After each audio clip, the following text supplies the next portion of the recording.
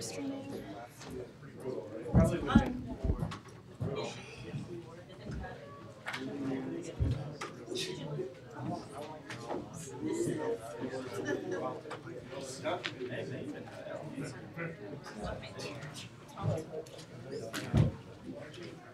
Okay, Rose. Yeah.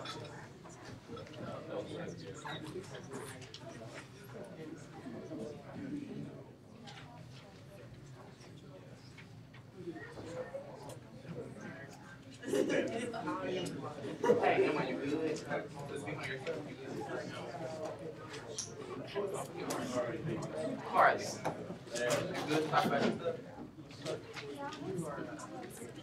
Huh?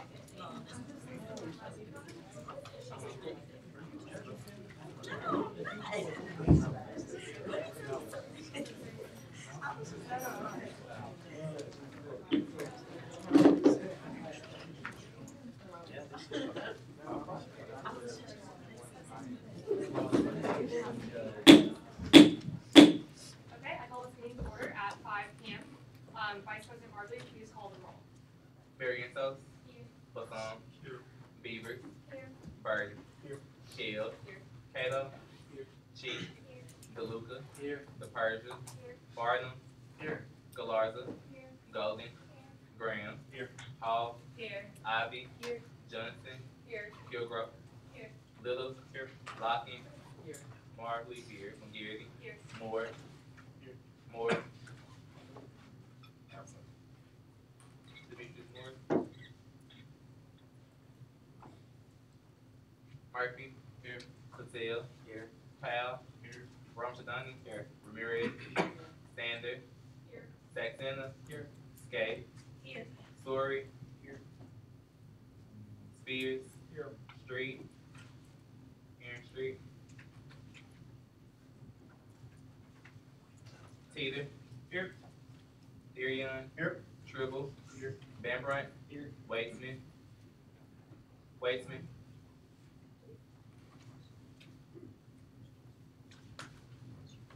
Wesley. Here. Weston. Here. Young. Here. Okay, if there are no objections or corrections, we will approve the minutes from 2 previous Senate meetings as distributed. Are there any students here to speak on open forum? Our presenter this evening is Mr. Mike Lloyd, the Chief Information Officer for UCA. If there are no objections, I'll suspend the rules for 15 minutes to allow him to speak.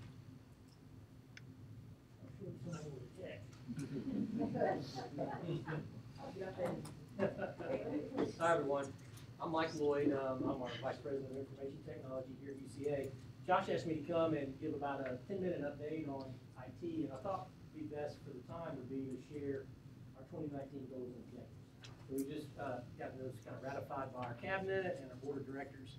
So I'll spin through those and then try to leave a few minutes for questions on any topics of interest for you guys. If that sounds okay? Okay.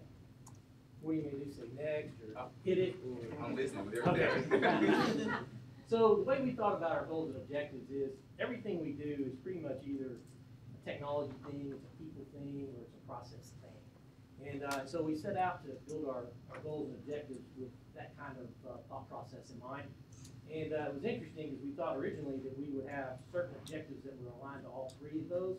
But as we got into it, they overlap in so many ways. We really kind of aligned our goals and objectives so they really kind of touch all three of those building blocks of people, process, and technology. So as you can see, we really set three major top-line strategic goals. And for the people part, I mean, it's pretty simple. Really, our job is to provide an excellent experience for you guys, also for our staff and faculty, for all things IT related. If we do that and you have a turnkey experience and that's not getting in your way or slowing you down, mission accomplished. So that's at the top of the list around our people. The other thing that we've embraced, and you guys that were here last year when I just joined UCA, we were really getting into information technology service management disciplines. So think project management, change management, asset management, having a customer portal so that we could do a better job and respond to tickets when we have problems or issues, whether it's network related, etc. So we've really taken a bunch of steps on that throughout the year.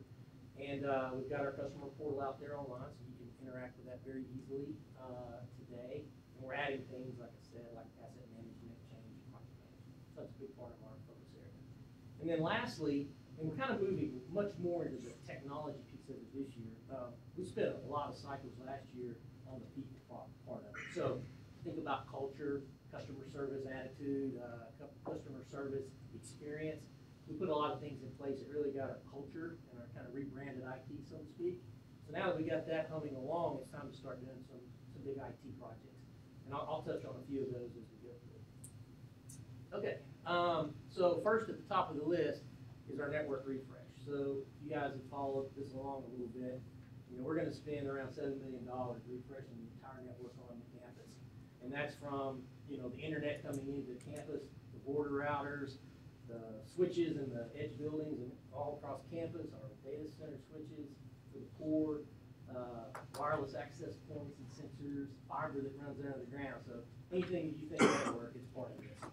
And so we're humming right along. We've got cabling completed in about 50% of the buildings.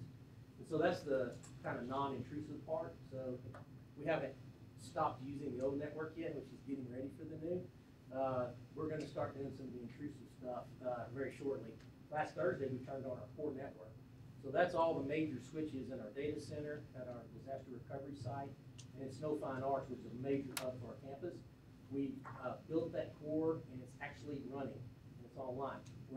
We haven't diverted all the traffic over there yet. That'll come, you know, as we put on more of the edge buildings. But long story short, we've made a lot of progress since equipment arrived in January. Our goal is to get complete with this component of it by the end of April, early May. So by next fall, we'll have all that up and running. Now, the other part that actually we'll start work on Friday is the underground cabling. So that'll probably run on into next fall before we get all of the fiber replaced that we need to.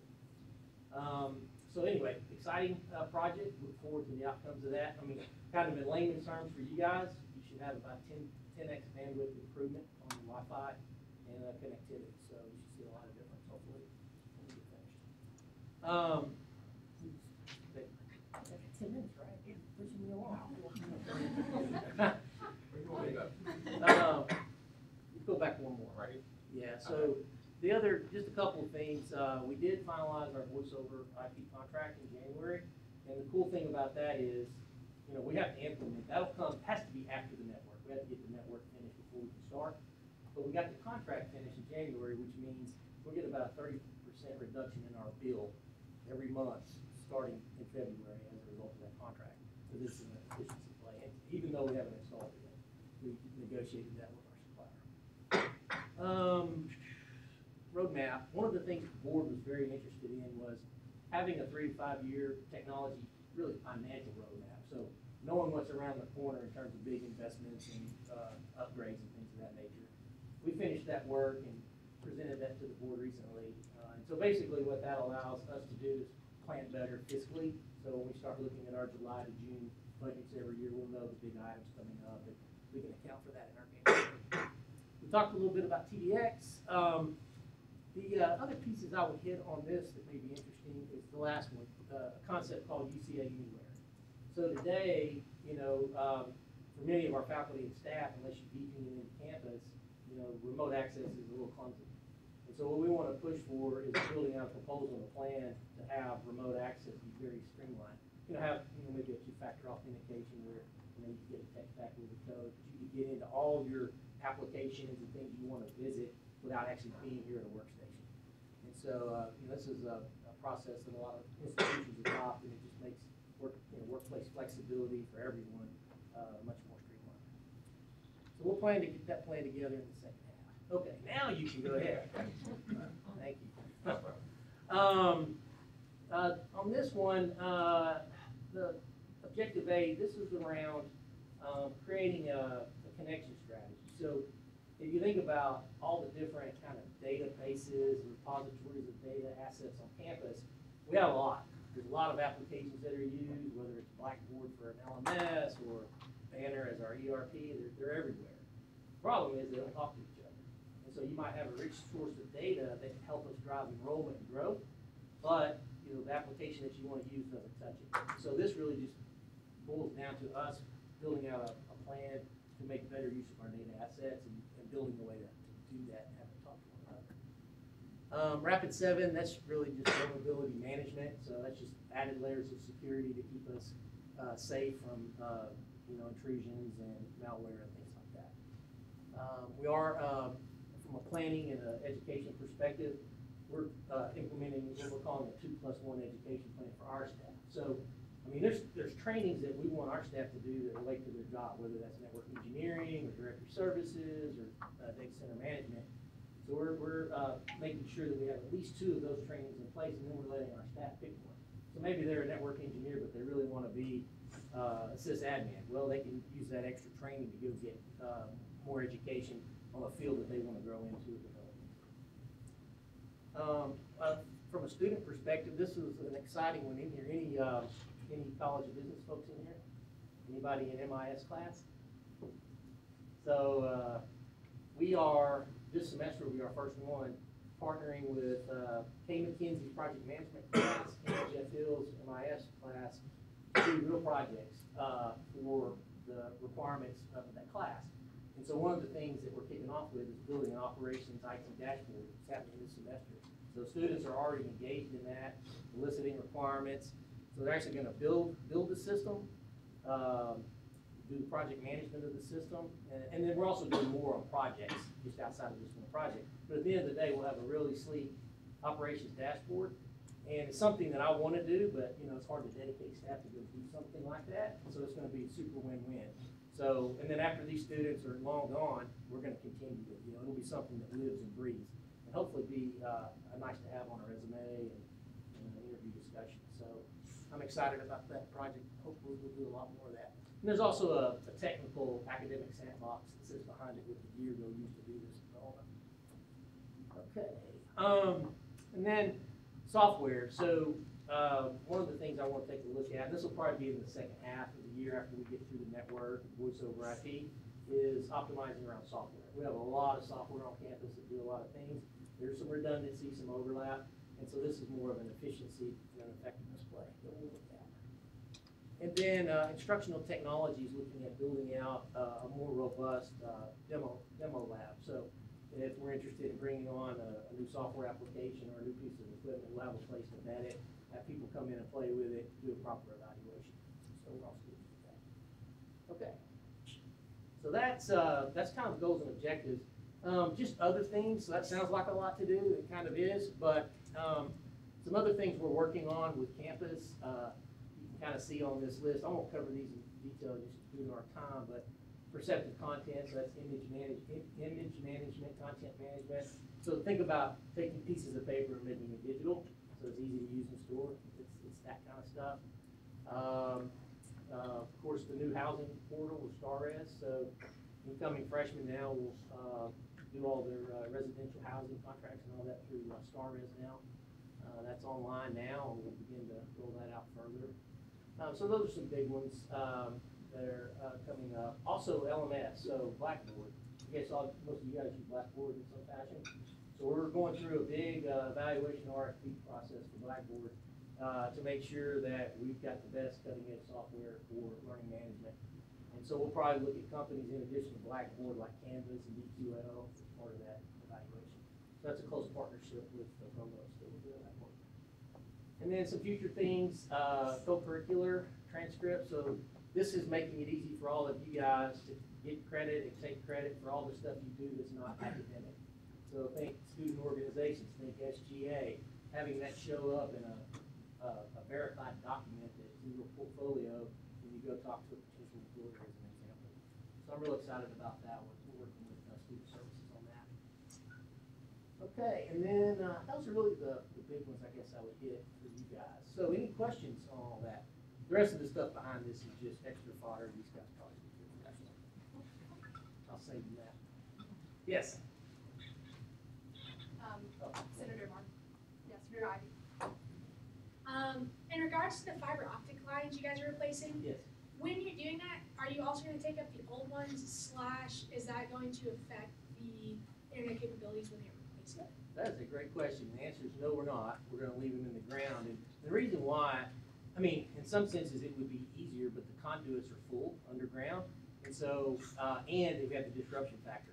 So if we pulled that old fiber out and it's multi-mode and replaced it with single mode, it would, whatever was running on that would be down for the entirety of that operation. It's just too long. So we're actually boring new conduit for the new runs. Okay. Follow-up question. Will that be affecting any of like the sidewalks or anything on campus to where it may alter a student going to class? It shouldn't. For most, if we have to cross like a sidewalk, or in some cases we have to cross streets. And so what they'll do, instead of trenching, they'll actually bore under. Thank you. Sure. What other questions are there for Mr. Lloyd? Senator Johnson? My question was, I saw the term future proofing Mhm. on your slide, so I don't know if you use that. I know IT is always changing and stuff, but do you know like sort of like how long we think like this change would put UCA into this like future Yeah. proofing idea? No, that's a great question. It's kind of a multi-part answer. So the fiber optics replacement, that's got a shelf life for at least 15, more like 20 years. So all that fiber will hold us over, and we'll be well equipped, because with the new fiber, we'll be able to move from 1 gigabit to 10 gig a bit bandwidth. So that'll be a big improvement. So and then you get to the infrastructure. The wireless access points is the one in here. So that guy, those, they change fast. So we get about 3 years out of those before the technology is leapfrog and they become a little stale. And then the big infrastructure like the switches and the routers, we try to get at least 5, hopefully 7 out of those. But it should, in terms of the improvements in tech, it'll put us ahead of the game for a while. You know, technology is, Yeah. as soon as you get 1 inch ahead, you got to look over your shoulder. So Okay, thank you. yeah. Senator Wesson? Oh, thank you, Mr. Lloyd. My only question for you today is related to the Blackboard, I guess, evaluation. Will the professors have any say-so in what courses or what technology they want? Absolutely, yes, absolutely. The way we did this, and actually we started this work back in during last summer, and what Provost Poulter did is she got a representative out of every college, and we built a working team. So we had a person from every college, as well as several people in IT for that purpose, to build a working team. So they've helped me, and then we did open forums with all faculty. They were invited to come, and we did surveys with that same group of people. So hopefully we've done a reasonable job of getting input about what's important, what the pain points are. And then when we get to the next stages, we hope to have open forums so students can come as well and listen in and add content. So. Cool. And my next question is like, will students have well, you kind of already answered it, but will students have like any say-so for like future programs that we can use? Yeah, absolutely. I mean, I think the way we want to do this is anytime we're touching something is to start with stakeholders and really get a ground level understanding of how it's being used. Is it being used? If it's not, why not? You kind of get those pain points, and that builds up a bunch of data you can use to solve existing problems and hopefully get ahead some future ones that you guys are seeing. Cool. Thank you. Yeah, you bet. Are there any additional questions for Mr. Lloyd? Okay, if there aren't any objections, I'll suspend the rules for 5 more minutes to allow for more questions. Senator Little. Well, first I want to say I love the projects y'all are doing so far. I think y'all are doing an excellent job.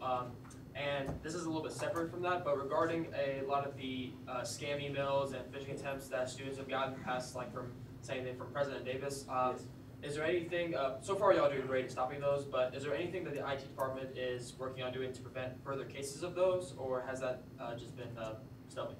Yeah, no, it's a major headache, and it is. And I don't know what the deal is, but I mean, over the last 3 months, it seems like it has really evolved in terms of the number of cases. And here's the problem. So when a scammer goes out and they'll create HoustonDavis123@gmail.com. And so when that email sent, it purports to be President Davis, and of course it's not. And it's, they may say, "Are you available?" And these guys are smart. They go out to our website and they find out all the President Davis's direct reports or deans. And so, are you available? Sure, President Davis, what do you need? And then it goes on to have you go buy a gift card or something like that. It's that kind of stuff. Some of the more egregious ones are actually ransom emails for Bitcoin. and they'll claim to have taken over. I've seen a lot of these with students. They'll claim to have taken over your account, have access to all your personal data, photos, pictures, internet sites visited, yada, yada, yada. And if you don't give me $1,000 in Bitcoin by this date, I'm sending it to all your friends and contacts. You know, it's that kind of stuff. And of course, it's just a hoax. So your real question is, what can you do about it? So it's really difficult because, I mean, we do things on the front end working with Google and we can find known addresses, but really all we can do without shutting down complete domains, like to stop the Houston Davis Gmail, we would have to stop all Gmail coming into our campus, which would, you know, that would stop us virtually, you know, no one would get in their legitimate email. We have found a couple of bogus domains, so we've shut them down altogether, but we have to block them one address at a time. So, and what they do, of course, as soon as they get blocked, they go back out and they go Houston Davis 1234 at gmail.com, and they're back in business doing the same thing. And so there is software that assists with this, and it's one of these balancing acts. If you turn the dial a little too much, I mean, you really kind of damage the campus in terms of communication, because you do start blocking a lot of legitimate communication. And so we continue to play with that. But the best thing we can do is awareness. And so one of the things that I'm working on with Charlotte actually is having a mandatory training next year for, and we're going to start with email phishing. You know, it's going to be about I think it's an 18-minute training. And it's just to raise awareness. And you know, start getting your mind thinking about, when I look at that email, okay, this is not a UCA.edu address. It's coming from the outside. Is this somebody I know, really? I mean, when Houston Davis asks for a gift card, purchase in the middle of a meeting, you know, it's that kind of, you know, just raising the bar on awareness. Just the biggest thing we can do right now. Thank you, Joy. Yeah, thanks. Okay, what other questions are there for Mr. Boyd? Okay. Senator Durion. So I know it's a shot in the dark, but I'm just kind of curious. So you know how Instagram profiles sometimes, if there's enough of the population of a following, they have a verified check. Is there any way that all UCA staff, faculty, and students can get a verified check in some way? I'm not coming up with it off the top of my head, but if there's any way we could get like a verified, yes, this is this person, just on this small little community, to where we know, yep, they go here, this is legit. Yeah, well, I mean, I would probably want to research that more, but what you can do as a proxy for that is just make sure that if you get an email that's either a legitimate cub address or a legitimate faculty staff address, so UCA.edu domain, that's the first thing, because unless they break into our email server, they cannot send, now they can mimic to it where it'll look like a legitimate address from our institution, but they can't do that unless they actually break into one of our accounts. And so what they're doing is, they attacked me the other day, and it actually looked pretty good. They missed my user ID by one number, but the email, of course, was not UCA.edu. So I'd say as my first check, just make sure that's a good verification for you to say, yes, this is coming from our domain. So we have absolute control over UCA.edu or cub.uca.edu. Yes. Okay, so, well, that answers that. Very good. Yeah, well, but you know, what they do, some of them are pretty slick. I mean, they dress these things up to where, I mean, they use really appropriate names and signature lines and things like that. So it's, I've gotten super paranoid too, just because of my job. But if you know, if you work that way, some of them look good. Yep. Are there any additional questions for Mr. Boyd? Awesome. Thanks for having me, guys.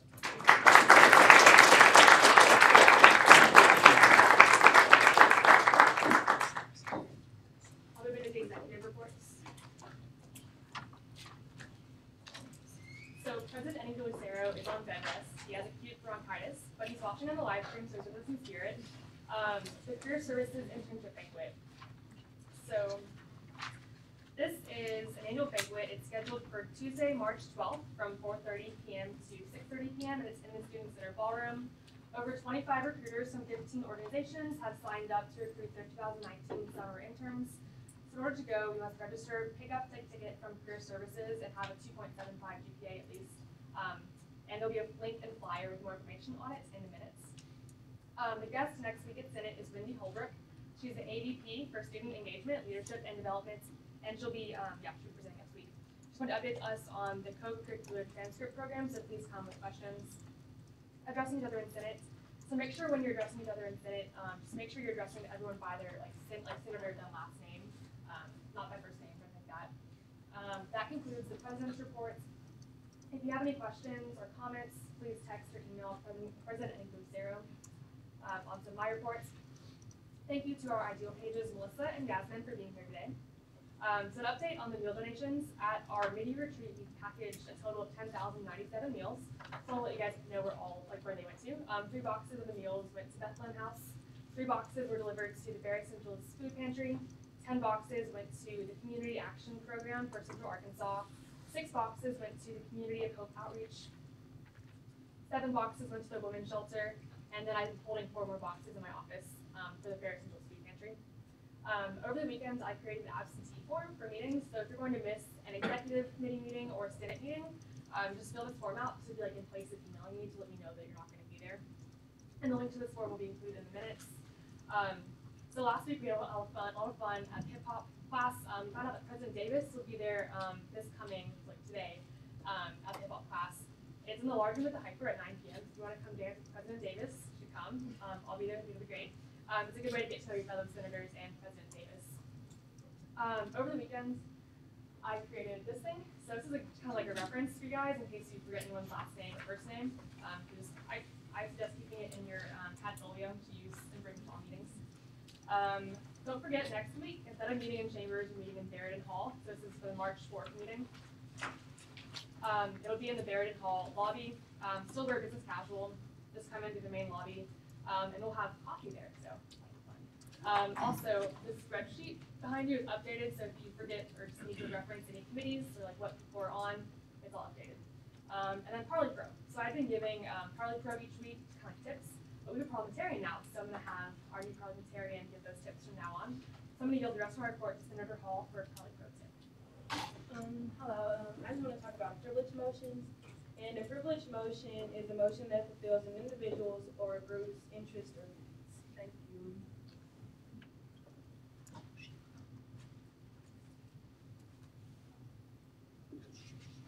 Okay. Vice, are there any questions for me regarding my report? Vice President Martin.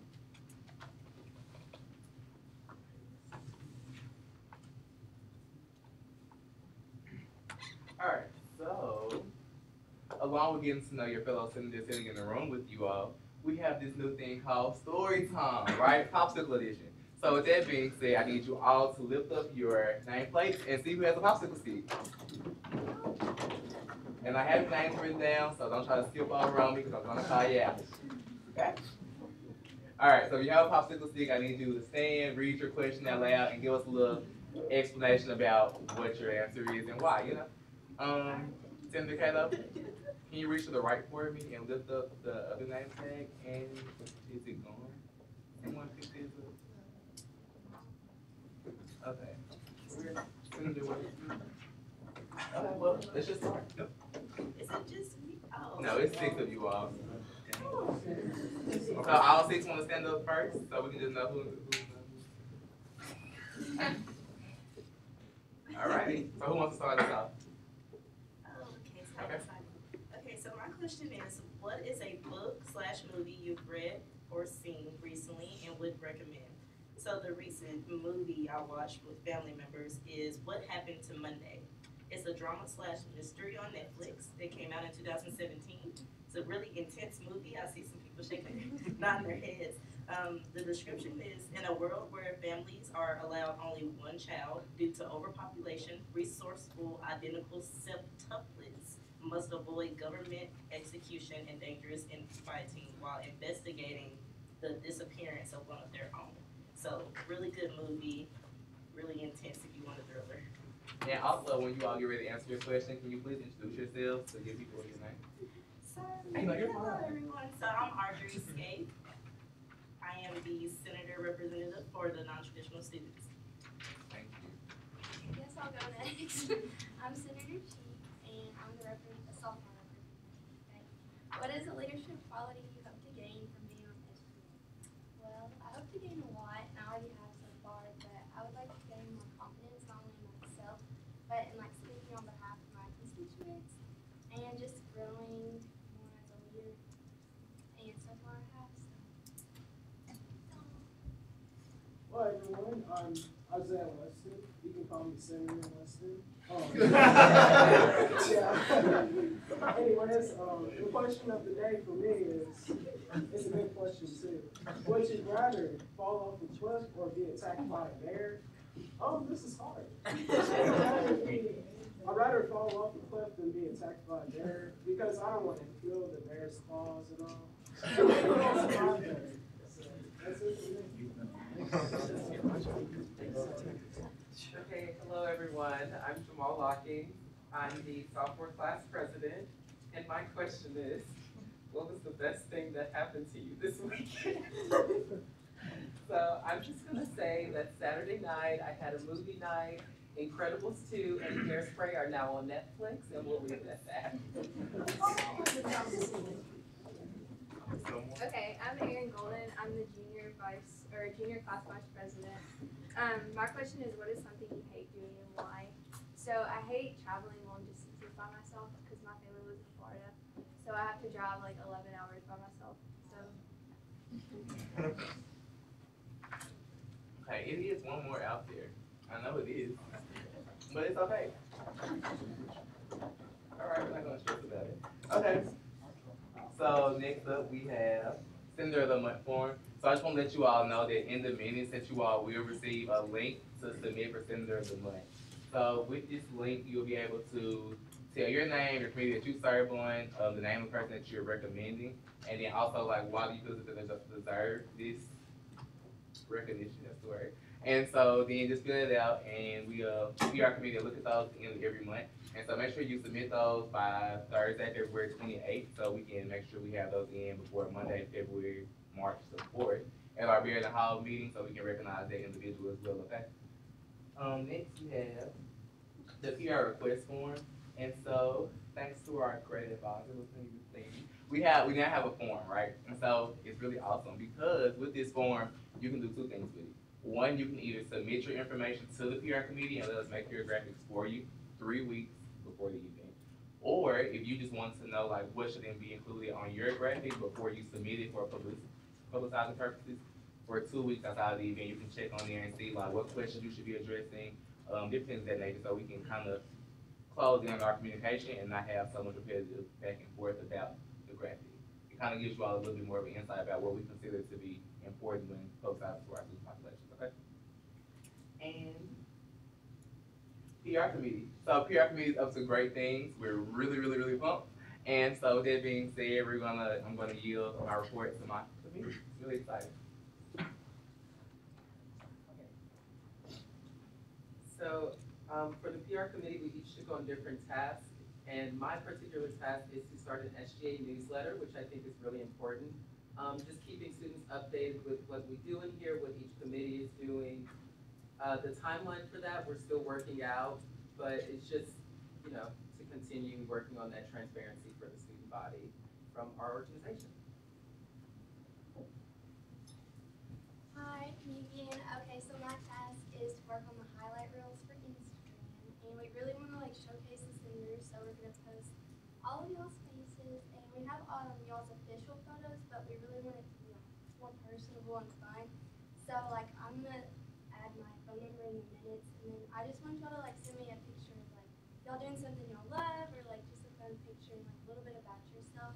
And we just hope it'll make us able to be recognized on campus more personally.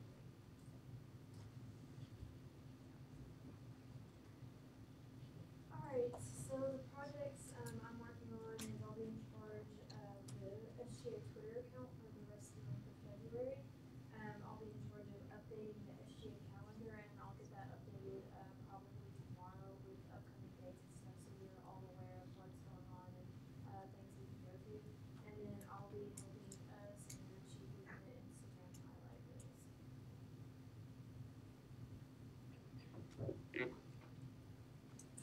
I'm Senator Leslie. I'm one of the new ones, so it's my again. This month, like how she's taking over the Twitter account, I am taking over the Snapchat account, and we have no friends. So everyone, please add the hope can have more luck next month with reaching more people, because right now we just have no friends. It's UCA_SGA, so add us, spread the word so that we can actually use that platform. And then my project is to highlight our advisors. Right now, our advisor of the month is Miss Matheny. Is that how you say it? Matheny. Sorry, I'm new. And so I hope that everyone saw on the Instagram page our highlight for her, and then we will just continue to highlight our advisors throughout the rest of the semester.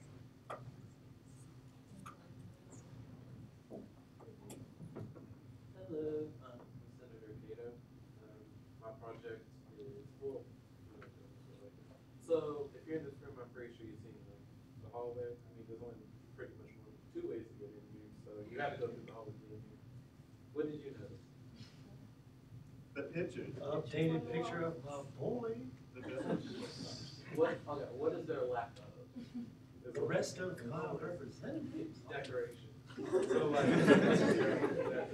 but it's pretty bland. So what I'm working on is the hallway project. So one, if you've been in Senate for a while, you're gonna see some familiar faces, because one of the things I'm doing is putting some past senators on the wall and like kind of addressing if they had an executive, like with their president, the vice president. Another thing we'll be doing is trying to make it like seem more fun and like inviting, because it's kind of like, I forgot who said it, but I think it was Senator Street. She said it looked like you could get mugged. Yeah. So we're gonna try to make it look more inviting and less muggy. So I was thinking about putting like some quotes, maybe like a little meme poster out there. But if you have any suggestions, just let me know. That's all. All right. And then Senator Taylor is working on their giving with communication with Senator Sanders, so that'll be your point person. And then we have Senator Street, who's not with us tonight. And so she's working on the registration infographic that was just to us last semester. And so once she finishes this up, we'll have it done before advanced registration opens to send out to the advising center and to like freshmen. Because even though you registered once, you know, we have to become professionals with registration, right? So this is gonna kind of give you a little walkthrough, step-by-step process of how you register for classes and the importance of those things. And lastly, Senator Fun Fact. So this senator is terrified of duct tape. Extremely terrified, like screaming terrified of duct tape. Senator Young? Senator Dugan. No.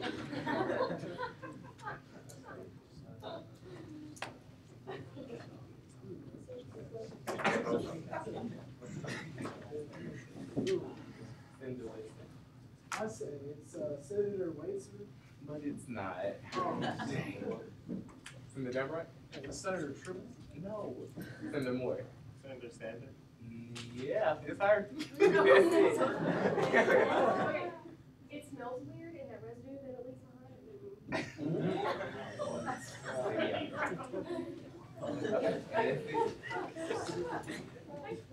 Okay, are there any questions for Vice President Marbley? Vice President Burton. Hello. So we had our SAFA hearings last week. If all the SAFA committee members would rise up here. Yeah.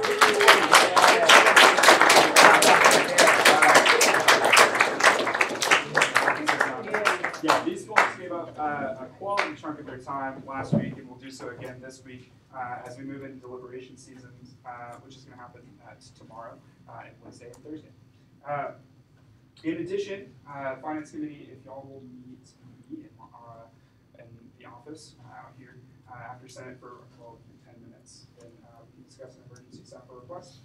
And I feel like I need to notify everyone this evening. I won't be in attendance at the regularly scheduled meeting next week due to some logistical things. I'm going to be on a plane. I won't be, but I'll have a report and everyone will be fully informed and let me know if you have any concerns or if you'd like to shadow for a position in the future.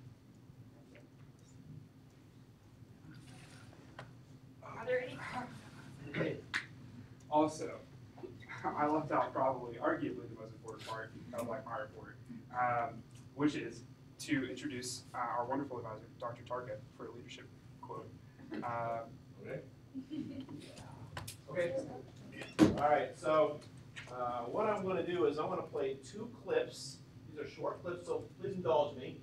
From two movies, and both of these clips are composer. One of them is a composer talking about another composer, and one of them is a songwriter talking about another songwriter. And some of you may have seen it, and I think Rose may have seen it. Now that's the first one. Don't start it until I say it. Don't worry. And then I'll tell you when to stop. And 2.5 minutes in, I'll tell you when to stop. Okay. So what I want you to think about as you listen to both these clips is how do you go about approaching a project that you have, or an assignment, or writing an assignment that you have, or some sort of thing. Okay? And each of them is going to talk about the approach that one of their contemporaries uses. And the first one, how many of you have heard of Wolfgang Amadeus Mozart? Okay? Arguably, some people would say the best composer of all time. Arguably, no doubt in the top 3 with Bach and Beethoven. Okay. And there's a movie that came out in 1984, and that movie was called Amadeus. It won a Best Picture Oscar, and in my opinion, it's one of the top 10 Best Pictures ever made. Top 10 Best Picture winners. Okay. So this scene, so the way this movie works is that Salieri, who's a minor composer, who's a contemporary, is reflecting on his interaction with Mozart, and we start with a flashback. And the flashback here is Mozart's wife has brought some compositions into Salieri to evaluate. So he's going to talk about, we're going to see that, and then we're going to see him fast forward in life until he's old and he's talking about what happened. Okay? So I want you to, as you watch this, I want you to think about how Mozart goes about taking on his task. Okay, are we ready? Yes. Okay. Now, one clue.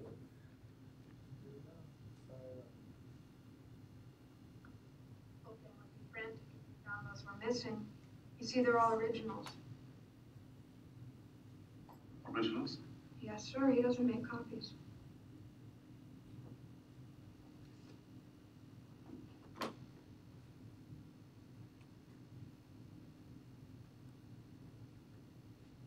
These are originals? Mm-hmm.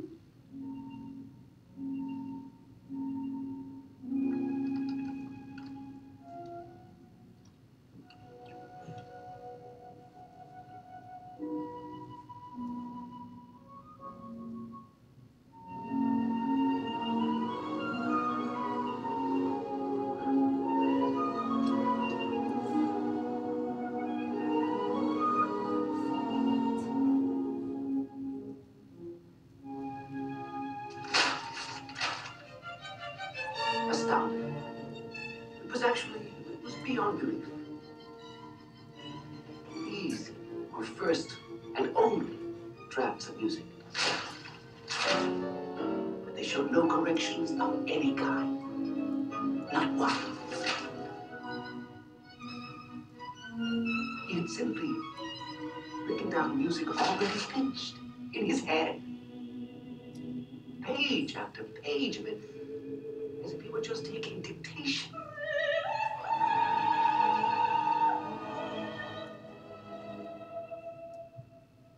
And music, finished as no music is ever finished. Displace one note, and there would be diminishment. Displace one phrase, and the structure would fall. It was clear to me. That sound I had heard in the Archbishop's palace had been no accident. Here again was the very voice of God. Okay, stop. Okay, so what do we see? Already finished in his head, taking dictation from the voice of God. Okay, how many of you are genius level like Mozart? yet how many of us try to approach some of our problems, we can't get to the end because we want it already finished in our head before we put it down and commit to it, right? Okay, so that's the first way. Now, if you put on the second one, don't play it, not yet. Okay, pause it. The second clip, this is a famous musician from the 70s. His name is Glenn Frey. Anybody know who Glenn Frey is? Okay, Glenn Frey is a singer-songwriter, and he was a member of a band called the Eagles. Anybody ever heard of the Eagles? Okay, so the Eagles are a band from the 70s, and Glenn Frey co-wrote a song called Take It Easy, which was one of their biggest hits, and he co-wrote it with a guy named Jackson Browne. Now, Jackson Browne is also in the Rock and Roll Hall of Fame. He sold 30, 40 million albums. How many of you have heard of Jackson Browne? Okay, and well, that's about what I thought. But Jackson Browne was one of the most famous singer-songwriters from the 70s. I've got a bunch of his albums, but clearly they do. And Jackson Browne co-wrote the song "Take It Easy." Okay, so Glenn Frey, who just passed away, rest in peace, is now. This is from the movie The History of the Eagles, and what he's going to talk about is how Jackson Browne writes songs. So go ahead and play that clip for me. Volume.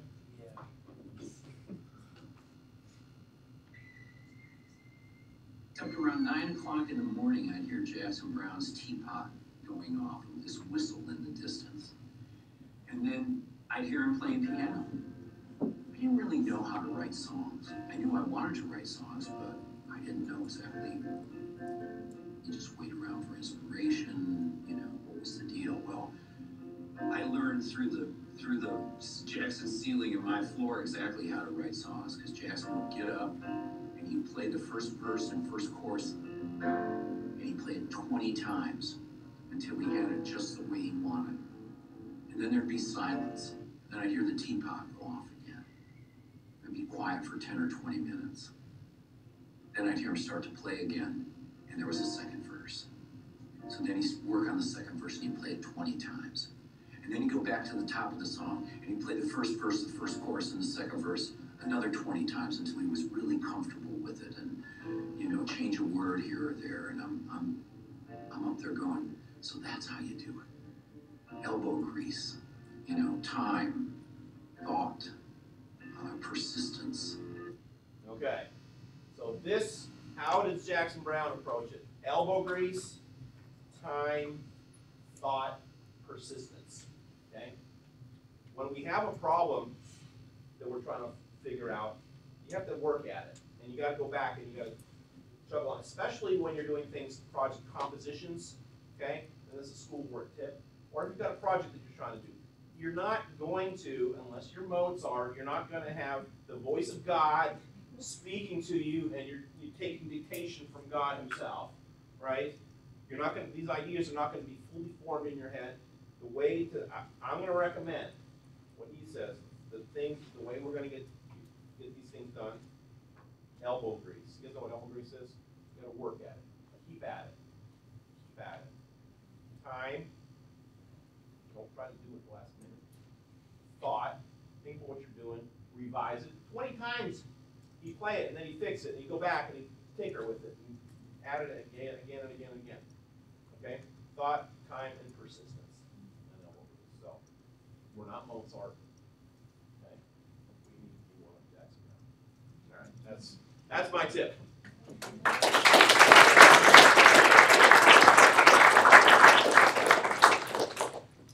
Are there any questions for Vice President Burton? We'll now move to the standing committee reports. Academic Affairs, Senator Ivey. All right. I want to introduce our newest committee member, since I wasn't here to do it last week, Senator Johnson. We're very excited to have her fill the College of Business position.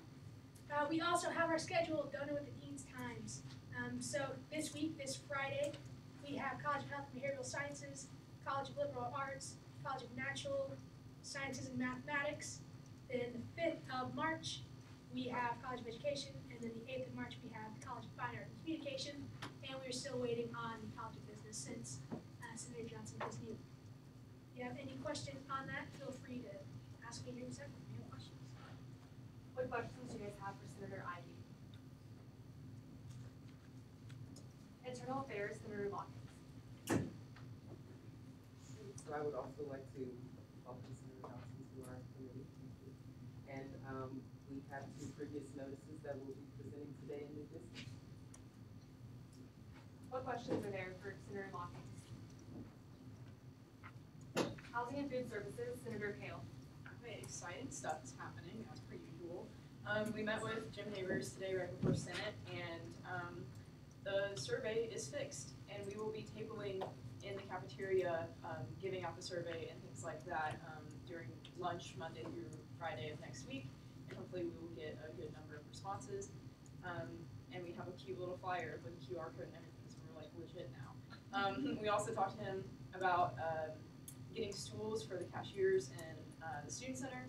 I told him what preeclampsia is and pregnancy and how dangerous that is, which is high blood pressure. It can be lethal, and I think he's going to reconsider it now. And if anything, it'll be by a per case basis. I'm still going to keep him on track with that. He will be discussing it with his team tomorrow, so that's exciting.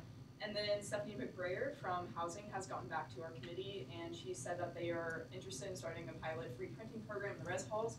She said that they plan to do it in State Hall next semester, but State Hall is going offline for renovations next semester, so I will be sending a follow-up email asking if that's correct or not. And yeah, that's what's happening. What questions do you have for Senator Kale? Diversity, Senator Ramirez. Hello, everyone. Okay, so today's diversity quote says, I can do things you cannot. You can do things I cannot. Together, we can do great things. So that comes from Mother Teresa. All right, to go into the report. So next week is Social Diversity Week. Yeah. So hashtag UC Diversity. Take a selfie of yourself and tell your story so that we are more aware of who you are as an individual and highlight who you are on our campus. Yes. Please make sure that you use the hashtag UC Diversity. Tell all your friends to participate. That would be great. Alrighty, so next week as well. So I have a table in the Student Center for March 5th and 7th during X period for us to take pictures of Polaroids for individuals. And I've also, so Berita, Senator Barrientos and Senator Saxona are helping. If you are available during X period next week to help out with that as well, that would be great. I can take a picture of you with a Polaroid. So that would be the reward for that. And so that would be a great thing. So I updated the SGA Diversity webpage. So it has all of our information on there, the flyers, the information about International Diversity Food Night, who's on the committee, and so forth. So if you're needing much more information about that, direct them to our webpage because transparency can be a really big thing. And I love editing the website today, so that was really fun. So I have Senator Skate contacting Culture RSOs on org team for participation on International Diversity Food Night. There is now a Google form, so if you want to share the Google form, it's also on the website. Make sure to direct people and so forth so that they can be able to access it, so that they can sign up to see who's already being there to participate and so forth. So I've also sent a message to President Lisa Davis. I haven't gotten any response yet for meeting time, but I will be keeping you updated on that. With that, that's the end of my report. What questions do you have for Senator Ramirez?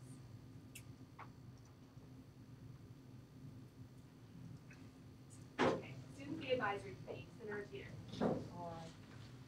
So once again, for the new page, I wasn't here last time to explain it again. But the Student Fee Advisory Committee, arguably the best committee here, in my dearest opinion. But what we do is we look at and revise certain student fees that we all pay, we all love. We make a big report on it, it goes to the Board of Trustees. But this time around, we've changed our committee hearing times a little bit, not off times today, sorry. Still during X period, still going to be sitting here in the Senate chambers. That's going to be March 12th, 14th, 26th, 28th, and then April 2nd and 4th. Now I'm hoping that I can double up on some of those days where my committee isn't tired of seeing my face all the time. And then not only that, we have our memo going out to our administration. Once it is confirmed, and I'm going to look at those edits that we talked about earlier. Once that's approved, be sent out, and then they'll get the ball rolling on that. That's all I got. What questions are there for Senator Teeter? Now moving to ad hoc committee reports, Fair Advocacy Group, Senator Kilgore. Yes, okay, so I can tell everyone is so excited because the best day of the year is this Thursday, day at the Capitol. We are getting the final details hammered out for that. We're going to have buses leaving in front of Reynolds Performance Hall at 8 a.m. this Thursday. The dress code is business professional. I have an excuse letter for anyone who needs that for their classes. So you should probably plan to miss the whole day of classes, but those will be excused. I'm still working with Mr. Gillum to get an exact itinerary, but I can tell you that we're going to have a jam-packed day, meeting with legislators and elected officials. We're going to have a catered lunch. We're going to break into small groups and do a tour of the chambers, and it's going to be a really, really great day. So I have a confirmation sheet. Several of you signed up last week. So you can pass around this sheet, and if you're still good to go, you don't have to put anything. And we have lots of maybes. So if we could get those maybes whittled down, we need to know for sure a head count so we can plan for the catered lunch and for the bus. So, and we're going to be making a motion to adopt our 2019 resolution of new business. So thanks to all my committee members who have been working very hard on that. What questions are there for Senator Kilgore? Community engagement, Senator Sanders. Alright, so my time is off in the week. I will a little later, but big thing. So you guys have been in Magnolia, Arkansas. SAU is bringing 50 to 60 students to the Capitol. 50 to 60. And I need people to go. I have t-shirts and we have a bus. I might have donuts. I got excuse letters. Like, there's no excuse. We want to go. It's only like 3 hours. It's going to be a great time. It might rain, but we have backup plans. And SAU's mule is coming, so that's fun. It's the mule. But yeah, so if you want to go, please contact me. Or if you know anybody outside of SAU that you want to go, it's open to everyone. I need to go with us. What questions do you have for Senator Sanders? Student resources, Senator DePerta. Hello, as always, lots of things happening with student resources. So the child care program that Senator Skate and Senator Graham are working on is going to have its first meeting on March 7th, and they're still waiting on a time that everyone's able to meet. The open resource textbook program that Senator Beavers is working on, she had a meeting with Dr. Seymour today, and there were some slight concerns about the project and different ways it'd be implemented and how it affects faculty. So she's looking more into that. And then, also, we have a new senator on our committee. It's Senator Van Brunt. Yay! And he's going to be working with Senator Beavers on the project. And then Senator Galarza is still working on the gazebo project. And I don't know if you want to update it or just we can leave it there. For the feminine product project, Senator Kell reached back out to Adam Hensley last week, and all of the dispensers and products are ordered, and hopefully they'll be here before spring break, and they'll be installed over spring break, and then whenever everyone gets back, we're going to have free feminine products on campus. Oh, and then I can yield my time to whoever about gazebo. All right, so there's going to be an update on the gazebo project that I think all of you guys know about. But me and Carly met with Dr. Seymour this past week, and we discussed, she gave us some insights on what to do, where to place it. Perhaps we might make it a memorial or some memorial. She recommended that. And then me and Rose met with Skip Artzel, who's the director of facility at Hendricks. And we talked about gazebos that they have on campus. They have about 7 or 8 gazebos on campus. And we asked him, how, when they bought it, all that stuff. But the director before, the former director, was the one who had all the gazebos. He's the one who put the gazebos on campus. And he gave us a lot of details on it, like how much, where they bought it from, potential places to buy from too. And yeah, that was about it. And we'll be running our meeting today after Senate, so we're gonna discuss all this math. What questions do you have for Senator Persia? Sustainability, Senator Spears. Alrighty, so to start up, as the semester progressively gets warmer and more hospitable to walk outside, we thought it'd be a great idea as a committee to start possibly getting some cleanup dates towards the end of the semester when it gets about 70 degrees to help clean up either the campus or surrounding nature areas that the campus affects quite a bit, like Tucker Creek or even like the nature reserve to the south of us, really. And so those dates have kind of been preliminarily finalized to about the very end of March, that Saturday following spring break, and really probably the second Saturday in April, probably around that time. And they are preliminary, and we will get back to you on the exact dates, but we're thinking those are going to be the best times to do it and times where it should be warm enough to be effective.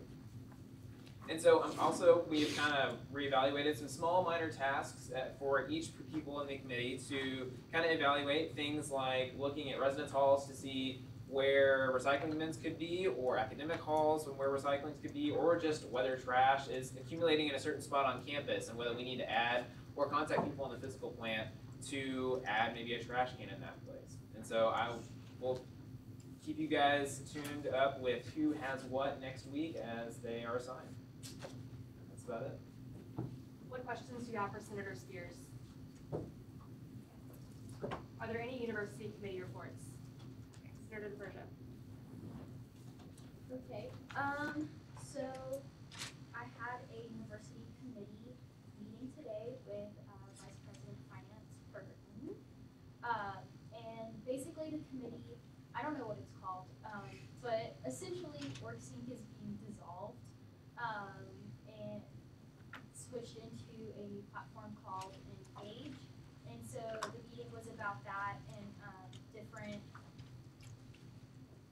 platform changes and how they're going to go about changing over and trainings, and that should be happening in April. There's also a second committee that Senator Stave serves on as well, and it's more student-based for feedback, and they are also looking for names for the new platform. Some examples would be like BearNet or BearEngage. But if any of you have suggestions, let us know. And that is it. Are there any questions for Senator Persia? Are there any additional university committee reports? Senator Kale.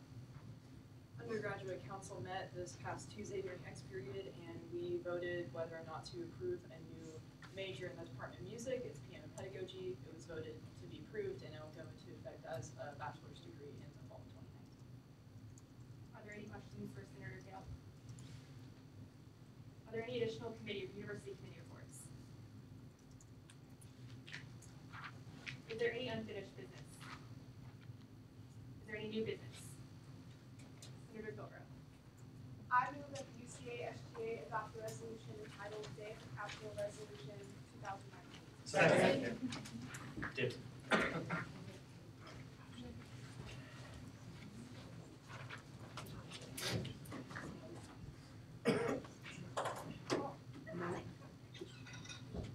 It is moved and seconded that the UCSGA adopt resolution titled Day of the Capitol Resolution 2019. Discussion on the motion, Senator Kilgore.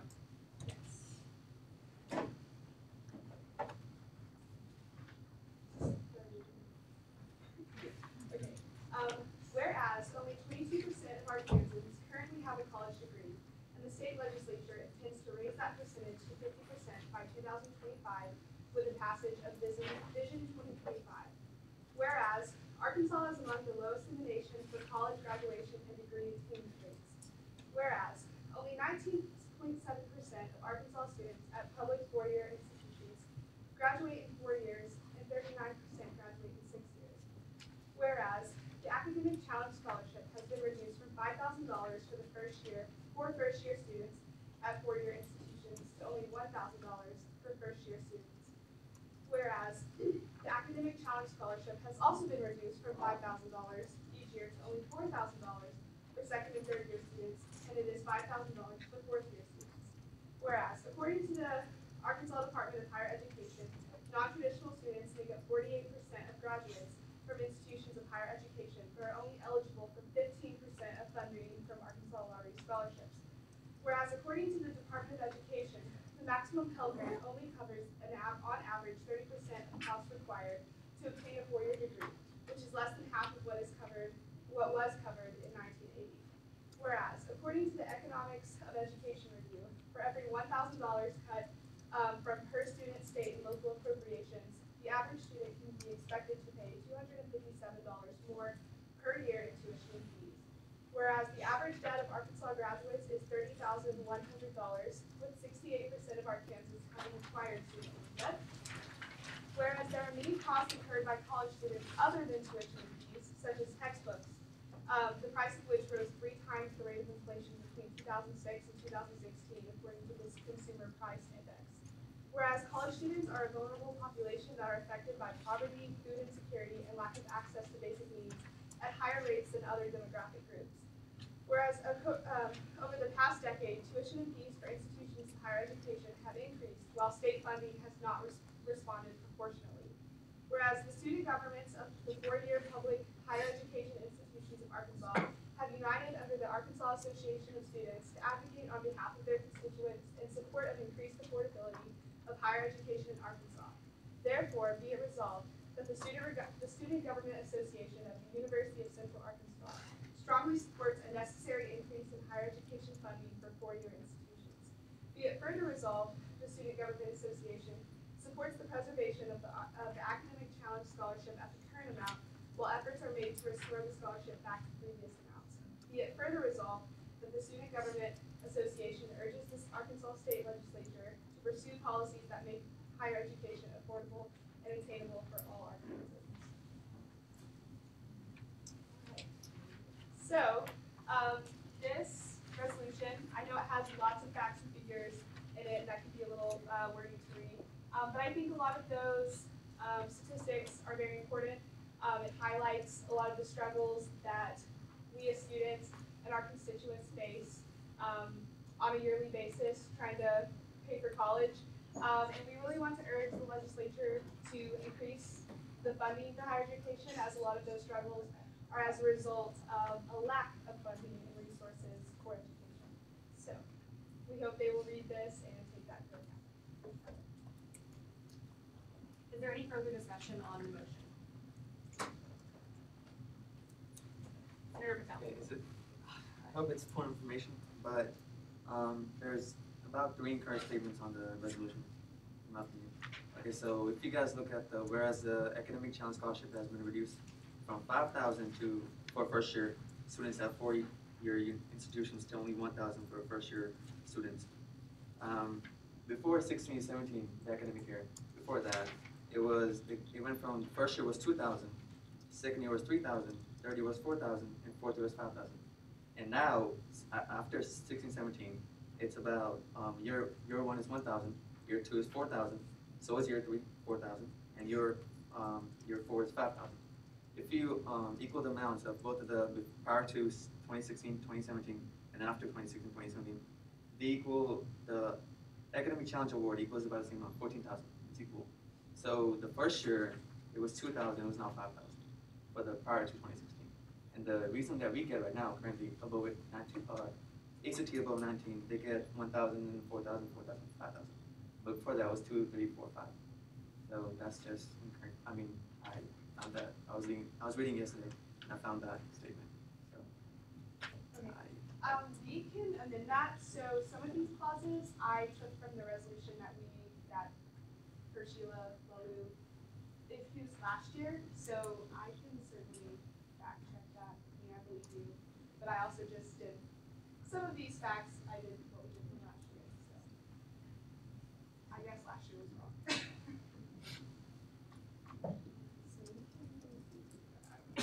Motion amendment. Or mission amendment. Or amendment. We don't have the correct knowledge, so I would send it back to committee.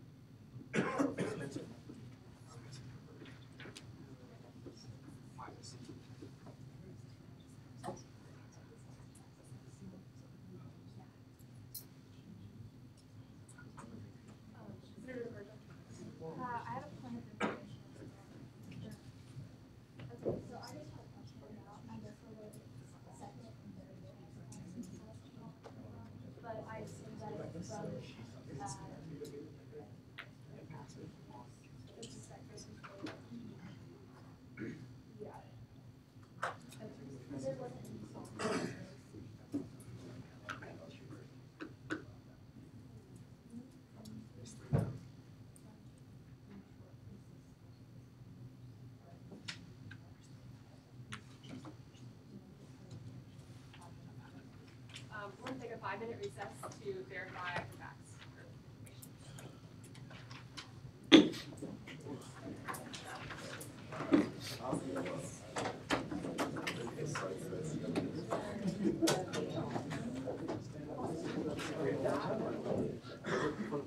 Here are my thoughts.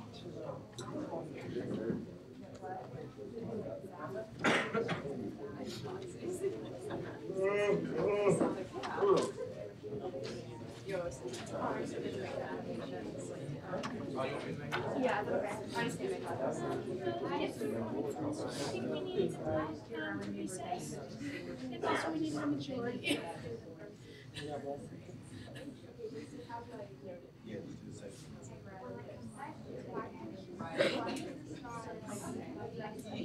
Just take the first year.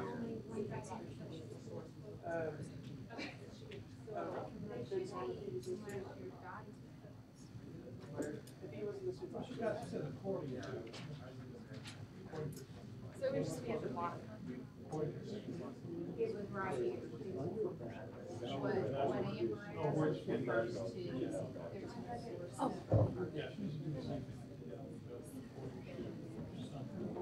Well, you have a definite starting point. That's the problem. So that change in 2005 is this whole track.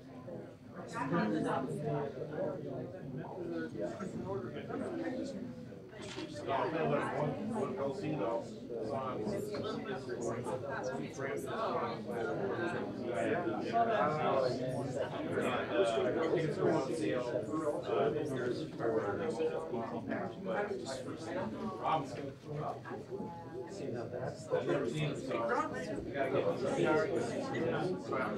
you talking about what's in my webpage?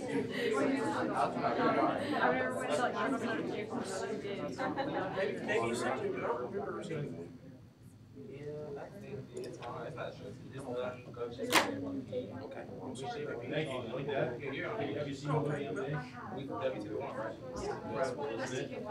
maybe I don't. I'm sorry. No, you're good. I can report to you actually that you have it. Where did y'all meet? You met on Monday. Come on, look, after the Oh, it's probably like please tell me your wife. I was sick last week. and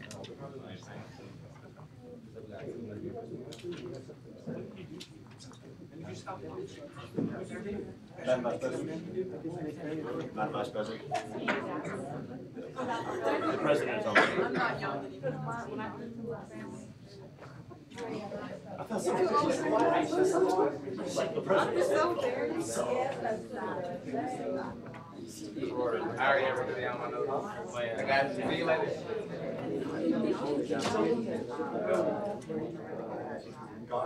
Been better. Huh?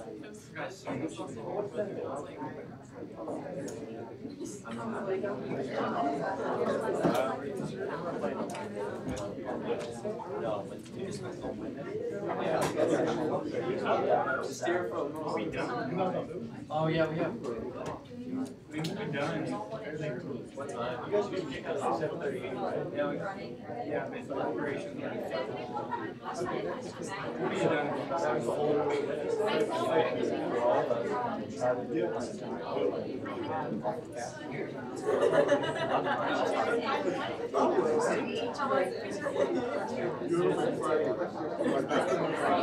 Oh my gosh, no!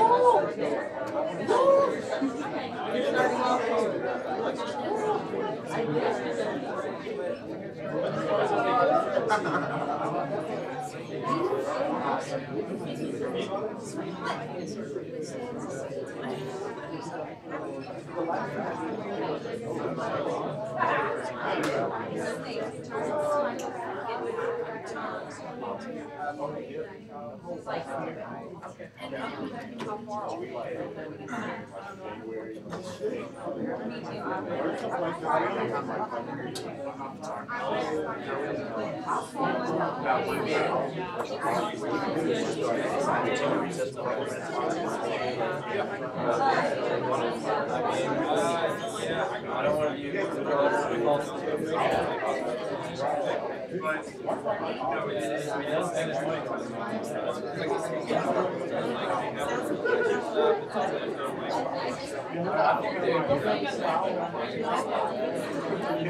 I just I mean, after like all of this. I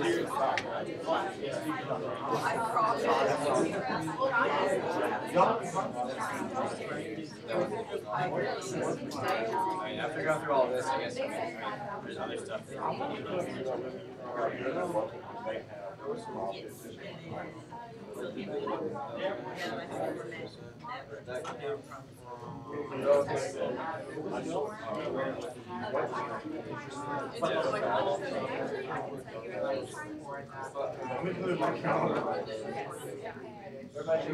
It'll take like 2 seconds. Challenge. It wasn't for the last but challenge.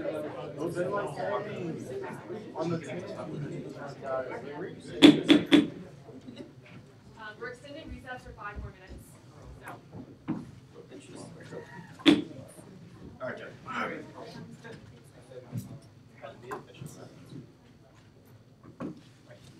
We're back on, right? Yeah. 5 more minutes? Well, recess, yeah. Yeah, okay, go. We got 5 more minutes. Yeah, everybody running. Everybody running around.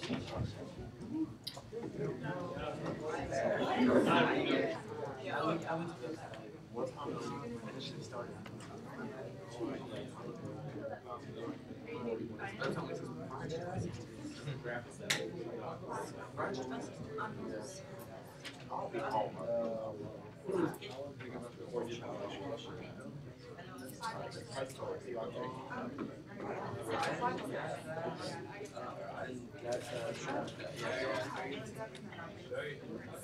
Yeah.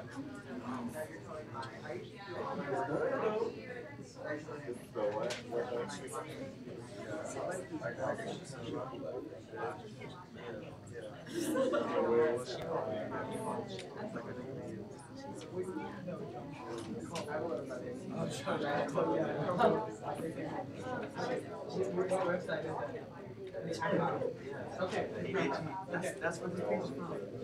You grab the email. Okay. What is it? Towel.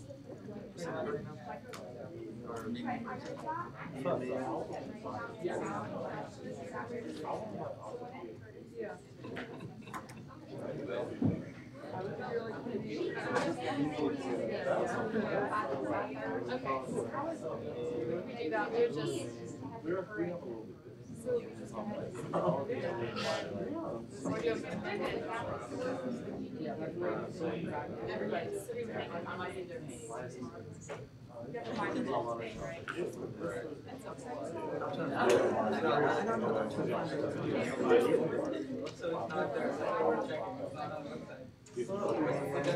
doesn't go beyond that.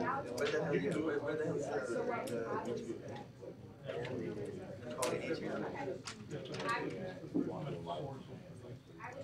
That I found the sources. The Chronicle of Higher Education is where most of those stats are coming from. You'll just need to add those by Thursday. my favorite. That guy. Really picky.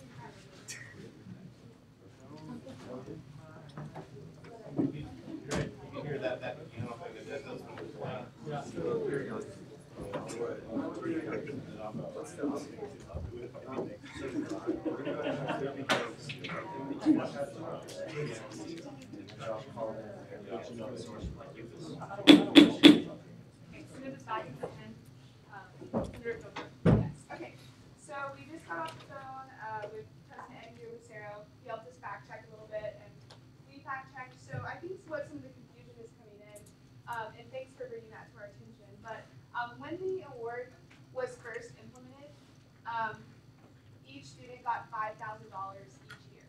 So that's where that $5,000 is coming in for the first year. But then it was reduced to a graduated scale, where now students only get $1,000 for the first year. So all the numbers that we have in this resolution are correct and factual.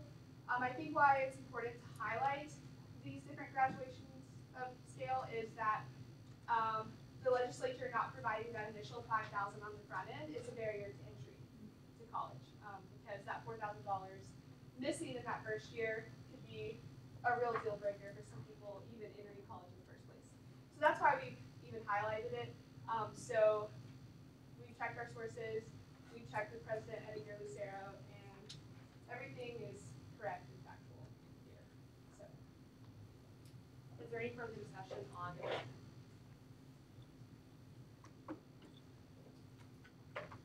It's been moved and seconded that UCASGA adopt the motion titled Day of Capital Resolution 2019. Motion to approve by unanimous consent. Second.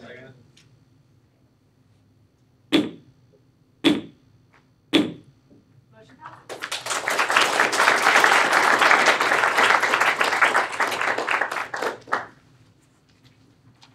Is there any more new business? Senator Watkins. In accordance with the SGA Constitution and SGA Special Rules of Order, notice is hereby given that the following Constitution bylaw amendment will be considered at the next regularly scheduled SGA meeting on March 4th, 2019. Article 3, Section 1, letter C, is to exempt graduate students from the 12-hour qualification in the qualifications of candidates. It'll be in the minutes. Too long. Is there any more new business? Senator Spears. Also from Internal Affairs. In accordance with the SGA Constitution, SGA Special Rules of Order, notice is hereby given that the following Constitution bylaw amendment will be considered at the next regularly scheduled SGA meeting on Monday, March 4th. And it's about Article 4, Sections 1, 2, and 4. And in order to help make the Constitution more readable, certain grammatical fixes must be made. And so this is a grammar fix regarding the unnecessary use of both male and female pronouns within parts of the Constitution and just being replaced with they or their. Just for clarity and conciseness. That'll be also in the minutes for this next one. Is there any more new business? Are there any announcements? Well, I've announced it. Rules and ethics for meeting after meeting. Stay here. Are there any more announcements? I actually have a question concerning the big event. Isn't that this Saturday? And how will we go about it? This next Saturday?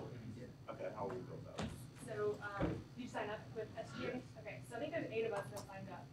You would just go to the Ferris Center, I think, if I'm correct, and it's 9. I can check on that, Joe, get back to you. Yeah, March 9th. Okay. Senator Patel. I have more information on that. I was at a team leader meeting, and they'll send you out somebody in the team leader will send you a message. They'll put you in group with all the people next year who signed up, and then they'll let you know where to go and all that.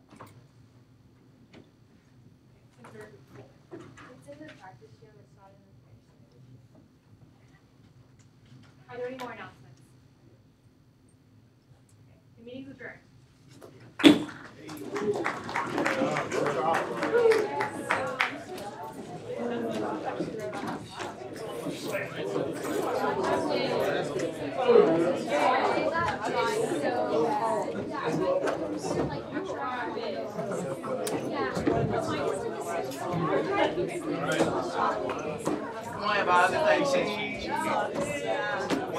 I forgot all about that.